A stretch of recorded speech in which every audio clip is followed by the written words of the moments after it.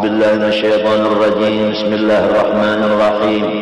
الحمد لله على نعمه المتواترة وأياديه المتكاثرة ومننه الغامرة، والصلاة والسلام على سيد أهل الدنيا والآخرة، سيدنا وحبيبنا وشفيعنا محمد وعلى آله وأصحابه الأنجم الزاهرة.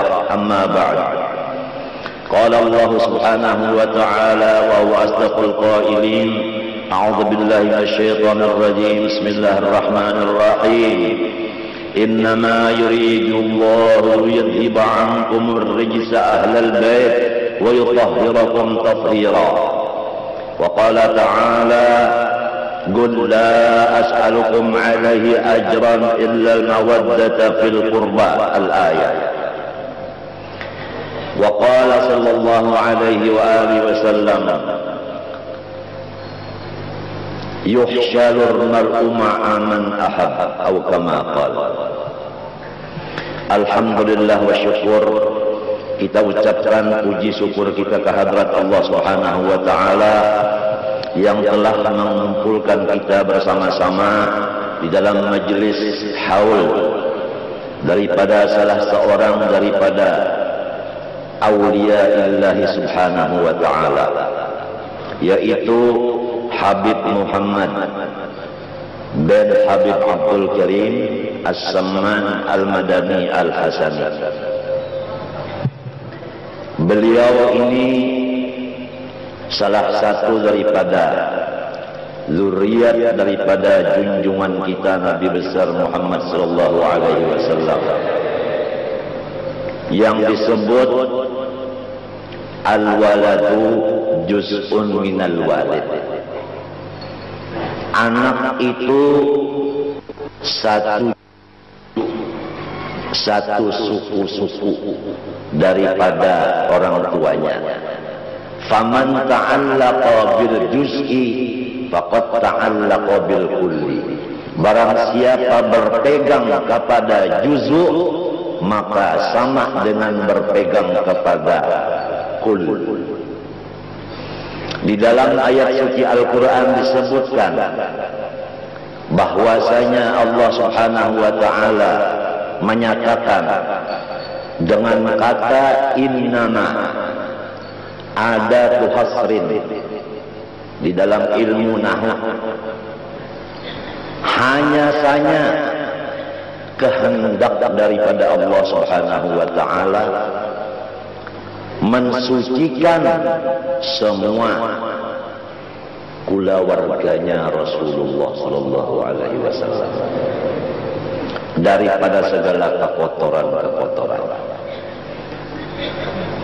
Jelas di dalam ayat itu bahwa Rasulullah dan Siti Fatimah Az-Zahra dan anak cucunya sampai hari kiamat adalah ahli surga.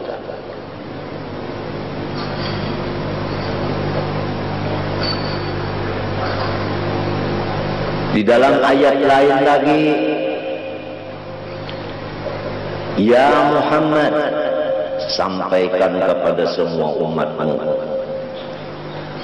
aku tidak ada mengharap apa-apa imbalan dan balasan daripada kamu atas kesusah payahanku mengajar dan memimpin kamu. Hanya aku menyampaikan pesan Allah, cintailah kulawargaku. Ini pesan Allah. Di dalam hadis disebutkan yuhsyarul mar'u ma'a man ahab. Siapapun akan dikumpulkan nantinya bersama-sama orang yang dicintai oleh hatinya.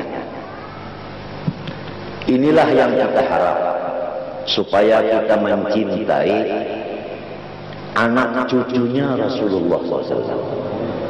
yang pada hakikatnya mencintai datunya, yaitu Rasulullah SAW, yang akhirnya kita bersama-sama dengan Rasulullah SAW. Walaupun hidup kita tidak mempunyai pangkat, harakat dan martabat, walaupun kita ini hidup di dalam susah, fakir, walaupun kita hidup di dalam keadaan sakit terus-menerus, walaupun kita hidup di dalam dihinakan oleh orang dan sebagainya, akan tetapi kalau kita mahabbah kepada orang-orang yang saleh, maka janganlah kita berduka cita, karena kita akan berkumpul sama-sama orang itu di dalam surga. Apa artinya pangkat, apa artinya harta benda, apa artinya kesehatan, apa artinya sanak saudara, apa artinya pengikut yang banyak, apa artinya macam-macam istri yang banyak yang cantik, namun menjadi balaman neraka. Tak ada di dalam hatinya mahabbah kepada orang soleh. Oleh sebab itu hukumnya mahabbah kepada orang soleh adalah wajib, termasuk min wajibatil qalbi. Di dalam kitab Sulamut Taufiq disebutkan min wajibatil qalbi mahabbatus shalihin. Wajib bagi tiap-tiap hati kita mencinta kepada orang soleh. Marilah kita bawa anak-anak kita mulai dari mencintai orang-orang soleh, supaya nantinya mereka itu ada didikan dari kecilnya mahabbah kepada orang soleh. Jangan sampai kita taksir nantinya anak-anak kita itu tatkala dia dewasa dia membenci dengan orang soleh, karena ketaksiran kita tidak mendidik akan anak kita dari kecilnya itu cinta kepada orang yang soleh. Di antara orang soleh dzurriyyat Rasulullah SAW bernama Sayyid Muhammad, Habib Muhammad, Syarif Muhammad, Ayyib Muhammad bahasa Banjarnya, dan Habib Abdul Karim As-Samman Al-Madani Al-Hasani, turunan Sayyidina Hasan. Beliau dilahirkan pada tahun 1132 Hijriah. 1132 Hijriah di dalam negeri Madinah Al-Musyarrafah. Beliau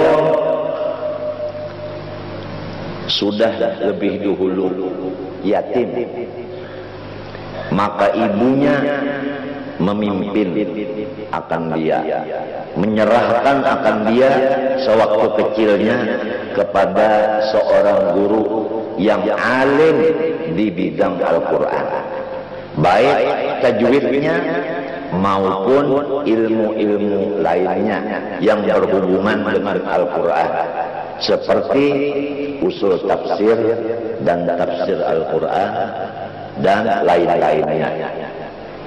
Maka Syekh Samman ini diserahkan oleh ibunya kepada guru tadi dari kecil. Nah, sewaktu dia belajar Al-Quran, ini satu pelajaran ini, supaya kita punya anak kalau sudah bisa bicara langsung dimasukkan ke sekolahan Al-Quran, dan harus dicari gurunya yang fasih membaca Al-Quran, karena anak-anak kita ini mengikut gurunya. Kalau gurunya itu salah, ya ikut salah. Kalau gurunya itu Bismillahirrahmanirrahim, Alhamdulillahirabbil alamin, Ar-Rahmanirrahim, Maliki Yaumiddin, sampai bola-bola amin, ngarannya Udin, anaknya Yasin. Nah, itu anak kita nantinya Bismillahirrahmanirrahim juga. Nggak bisa bismillahirrahmanirrahim, nggak bisa karena gurunya tadi. Dan anak-anak kita ini pasti punya guru. Malam yakun lahu syekhun fasyaikhun syaikhuhu. Siapa tidak punya guru, maka syaitanlah yang membisikinya jadi gurunya. Itu man isim mausul umum, bilangnya ilmu nahwu. Siapa aja apabila tidak punya syekh, tidak punya guru, maka syaitanlah gurunya. Syaitan itu ben iblis. Iblis itu ben api neraka. Itu silsilahnya.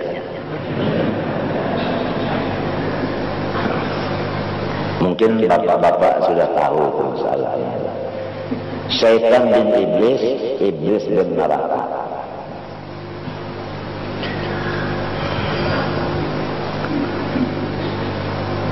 Sewaktu Syekh Saman ini belajar Al-Quran, di sini ada keganjilan, keistimewaan, keunggulan, yaitu setiap kali beliau diberi makan oleh ibunya makanan, beliau makan.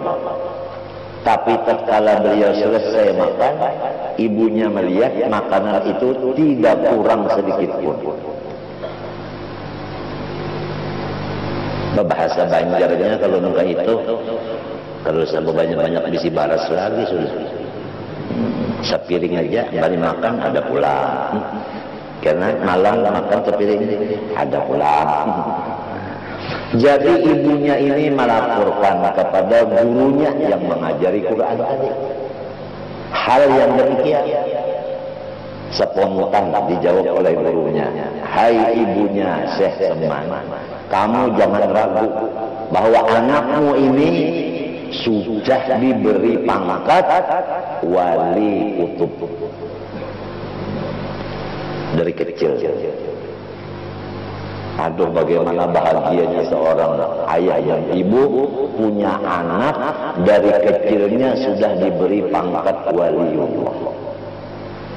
Orang wali itu tanda-tandanya menurut di hadis yang lebih sahih itu dua. Pertama, pemurah. Yang kedua, tidak pemarah.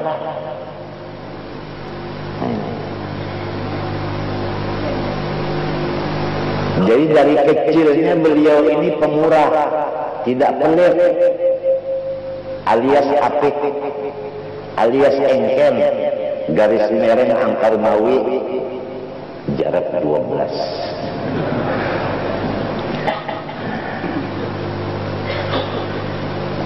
As-sakhiyyu habibullah walau kana jahilan. Ma jabalallahu waliyan illa bis-sakha'i wa husnil khuluq atau kama qala sallallahu alaihi wasallam. Tabiatnya wali-wali itu dua. Ini tradisinya wali-wali itu dari kecilnya ini. Yang disebut orang barat kalau tradisi dari kecil insting. Itu tabiat fitriyah namanya, bahasa Arabnya insting. Ada Inggrisnya juga sedikit. Sebab kita ini dijajah oleh Inggris dengan bahasa. Jadi tabiatnya semua aulia itu pertama bisnis as-safa, murahan atau sosial. Yang kedua wa husnul khuluq. Mengenai perangai yang baik ini Abu Hurairah ditanya orang, apa maksudnya husnul khuluq? Abu Hurairah menjawab radhiyallahu anhu, yaitu tidak pemarah. Oh, bagaimana bahagianya kita kalau punya teman pemurah tidak pemarah. Rasanya enak ya, enak. Tapi kalau punya teman sering marah-marah, ya suka imunisasi. Apa itu? Yang marah-marah itu apa? Emosi. Ya. Saya ini kalau tidak diladari nggak bisa. Wa 'allamaka ma lam takun ta'lam. Emosi. Emosi itu apa? Emosi itu bandnya emosi adalah band api. Band api. Api itu ya neraka. Jadi orang yang emosi itu orang yang sudah dapat neraka. Buktinya orang emosi matanya merah. Itu sifatnya api itu merah, si jago merah. Al-ghadab yufsidul iman kama yufsidul qalbul asal. Marah itu merusak iman. Kalau iman sudah rusak, kemana tempatnya? Jelas neraka. Jadi kita jumlahkan secara ilmu mantik, natijahnya orang yang pemarah itu masuk neraka. Itu natijahnya. Janganlah kita didik diri kita dan anak kita ini pemarah dan pelit. Maka gembiralah ibunya mendengar yang demikian. Kemudian Syekh Salman Al-Madani ini dari waktu kecilnya itu dia ini senang kepada orang-orang yang ziarah ke makam datunya Rasulullah SAW. Dan dia ini adalah dari kecil penunggu pintu hadrat Rasulullah SAW. Kalau orang mau ziarah ke kubur Rasulullah, Syekh Salman Al-Madani mulai dari kecil yang megang kuncinya, yang membukakan, masuk ke dalam langsung. Kalau zaman dulu datuk-datuk kita itu masuk langsung ke dalam, berdekatan dengan bangunan itu, dengan apa? Dengan kuburannya itu. Kalau sekarang karena sudah yang jadi raja Wahabi, nggak boleh lagi masuk ke sana, nggak boleh lagi. Malahan katanya Wahabi ziarah itu syirik. Rasulullah SAW pada satu malam tidak ada di rumah istrinya yang satu. Abu Hurairah cari, Rasulullah nggak datang-datang, ini nggak keluar-keluar. Ada apa ini? Ketok istri yang pertama, nggak ada. Yang kedua, ketiga, sampai yang kesongo, tak ada. Abu Hurairah ini selalu takut, jangan-jangan Rasulullah ini dibunuh orang. Wah, sekarang kita sudah mendengar Pak Matori Abdul Jalil mau dibunuh orang. Karena apa? Karena dia ini NO dan ulama. Jadi guru-guruan ini harus padawas. Apa itu padawas? Ya waspada. Kalau bisa seluruh kaum muslimin punya senjata, bukan hanya anggota MPR dan DPR saja.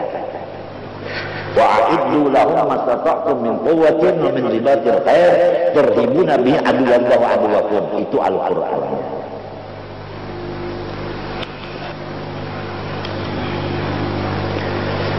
Sekalinya Rasulullah SAW itu dicari-cari nggak ketemu, Abu Hurairah melihat cahaya nur Rasulullah SAW ada di kuburan Baqi'il Gharqad di Madinah.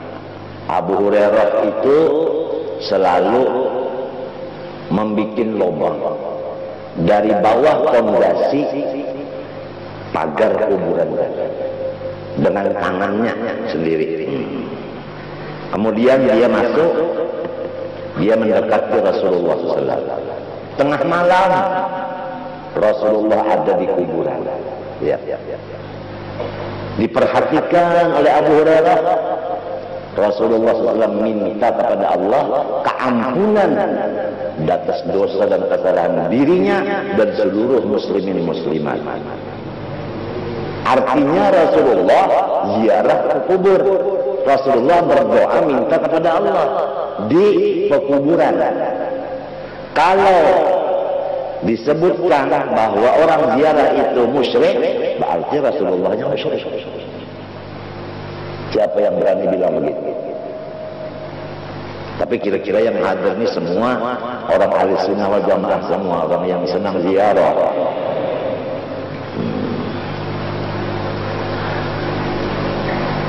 Dari kecilnya Syekh Saman ini megang kuncinya pintu hadrat Rasulullah SAW. Dan apabila orang yang mau ziarah ke kubur Rasulullah, itu ternyata orang itu masih di dalam thalabatul ilmi, artinya masih di dalam belajar. Apalagi orang yang mau ziarah itu seorang guru yang sudah mengajar, apalagi yang ziarah itu seorang yang soleh, orang yang punya karamat wali.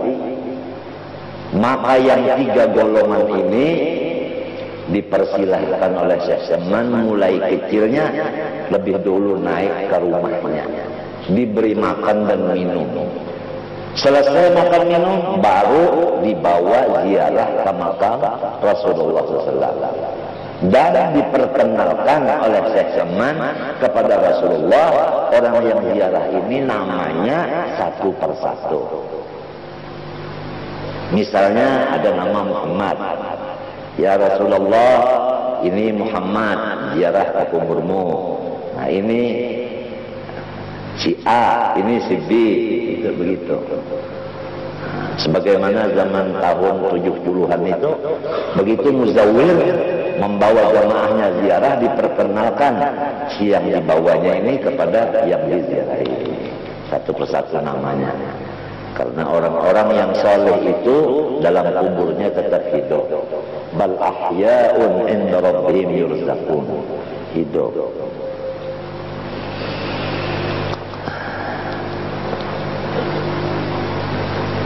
Beliau mulai dari kecilnya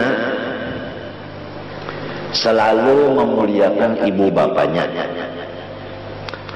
dan beliau terhadap orang-orang ulama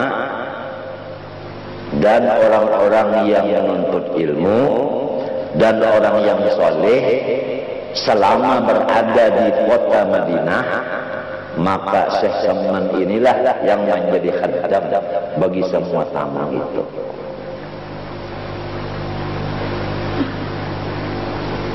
Kalau tamu itu menghajatkan makanan apa-apa, Syekh Saman yang membelikan ke pasar, tamunya di rumah aja. Sayyidul Gaul khadimuhu. Dari kecilnya begitu dia.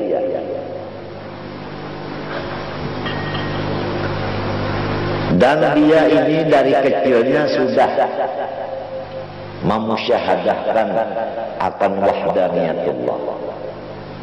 Artinya tidak terbimbing hatinya itu dengan Allah. Tetap apa yang dilihatnya tidak melupakan kepada Allah. Apa yang didengarnya tidak melupakan kepada Allah. Maqam musyahadah, yaitu u'budillah ka'annaka tarah. Itu maksudnya musyahadah. U'budillah ka'annaka tarah. Beribadahlah seakan-akan melihat Allah. Ini maqam musyahadah. Syekh Saman dari kecilnya sudah dapat musyahadah ini. Orang kalau dapat maqam musyahadah,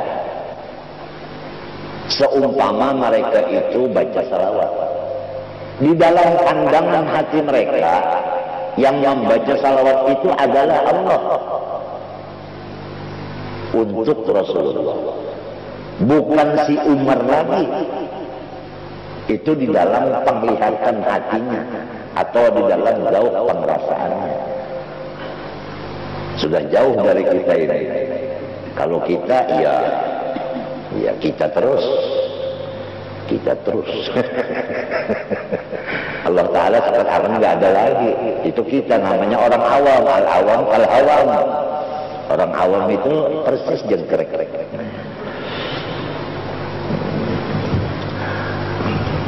Dan setiap yang datang itu memberi hadiah, emas, perak dan lain-lainnya. Maka namun semua hadiah itu dikumpulkan pada satu waktu, dibagi-bagikannya kepada fakir miskin, sehingga habis tidak tertinggal sedikit jua pun di tangannya. Radhiyallahu anhu. Kemudian daripada itu, Syekh Saman meninggal dunia atau wafat pada hari Arba, tanggal 2 Dzulhijjah. Hari ini hari apa? Rabu ya, bukan Arba. Tanggal 2 Dzulhijjah. Pada tahun 1189. Jadi 1189 dipotong 1132, inaun sabaraha. Ini ada orang mana? Orang apa? Orang Bandung nih. Inaun sabaraha. Atur nuhun. 1189 dipotong 1132 berapa? 60 petok. Ada Maduranya di sini.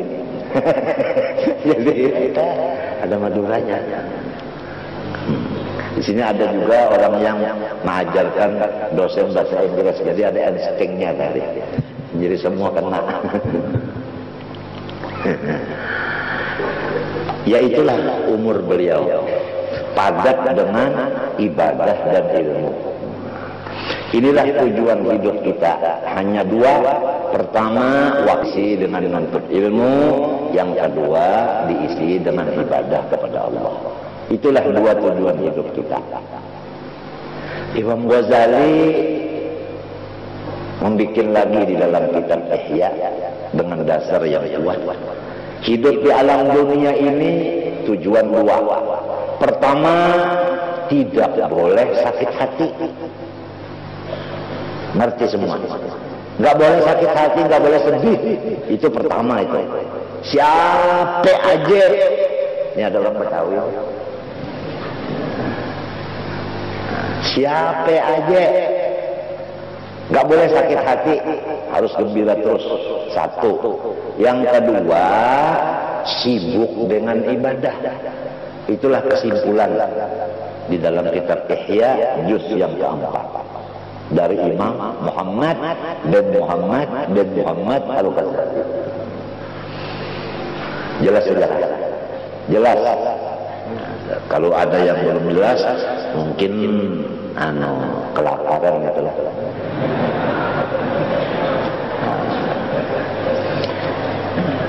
Jadi jangan ada yang sakit hati lagi, jangan. Jangan ada yang sakit hati. Gembira terus, syukur terus. Masa orang baca alhamdulillah 17 kali sehari semalaman, alhamdulillah dibaca tapi enggak dihayati, katanya orang sekarang dihayati. Kalau orang baca alhamdulillah, artinya saya senantiasa alhamdulillah, berarti saya senantiasa gembira, kan gitu kan? Begitu kan? Kan begitu kan?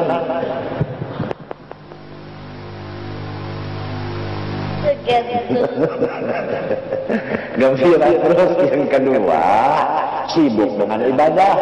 Sama ada ibadah tafakkur, sama ada dalam ibadah nazar, sama dengan ibadah mutalaah dan lain-lain. Pokoknya ibadah. Ibadah itu dua aja, wajib sunat, sunat wajib. Sunat ya, sunat, bukan basunat, bukan. Kalau basunat, kalau sampai 3 kali basunat habis.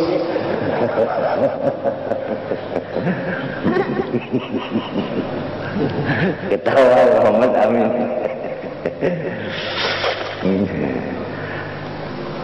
Jadi harus gembira terus. Bapak-bapak, kalau hati kita itu gembira, apa yang kita lihat itu jadi pelajaran, jadi ilmu. Apa yang kita dengar jadi ilmu. Oleh sebab itu Rasulullah berpesan, anak cucu saya jangan sampai ditangiskan. Kalau dia nangis, saya saya ikut nangis. Kalau saya nangis, Allah Ta'ala marah.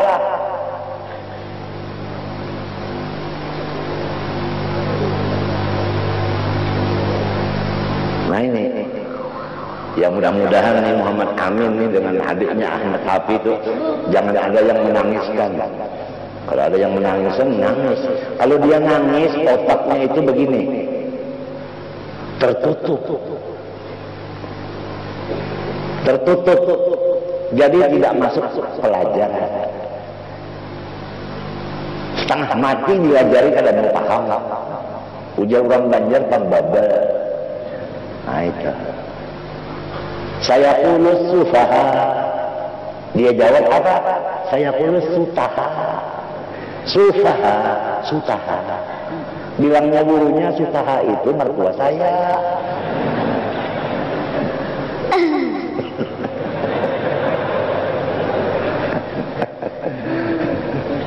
Tapi kalau ini anak ini suka gembira, otaknya itu terbuka, cepat menerima pelajaran. 1 bulan setengah Iqra 6 udah selesai. 6 bulan khatam Al-Quran. 1 bulan sudah 1 juz setengah hafal. Doakan panjang umurnya. Ini akibat daripada jarang sedih, jarang nangis, senang terus. Ibunya juga begitu, jarang nangis, senang terus. Ya paling 2 kali nangis waktu melahirkan. Saya bilang nangisnya 2 kali, tapi senangnya berapa kali dong? Yang penting rasanya, Bung. Emangnya di bulan ada coklat?